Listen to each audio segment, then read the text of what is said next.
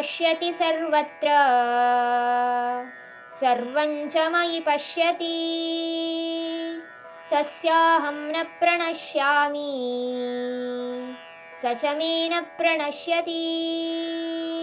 ಯಾರು ಎಲ್ಲರಲ್ಲೂ ಅಥವಾ ಎಲ್ಲದರಲ್ಲೂ ನನ್ನನ್ನು ಕಾಣ್ತಾರೋ ಮತ್ತೆ ನನ್ನಲ್ಲಿ ಎಲ್ಲವನ್ನ ಕಾಣ್ತಾರೋ ಅವರನ್ನು ನಾನು ಯಾವತ್ತಿಗೂ ಬಿಡಲ್ಲ, ಮತ್ತೆ ನನ್ನಿಂದ ಅವರು ಯಾವತ್ತೂ ಬೇರಾಗಲ್ಲ.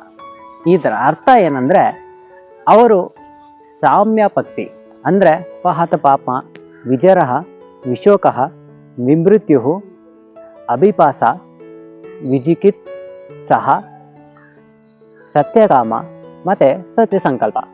ಇವಿಷ್ಟು ದೇವರ ಗುಣಗಳನ್ನು ಆ ಆತ್ಮಗಳು ಒಂದು ದೇವರಲ್ಲೇ ಇರ್ತಾರೆ ಅಂತ ಇಲ್ಲಿ ಭಗವಂತ ಹೇಳಿದ್ದಾರೆ.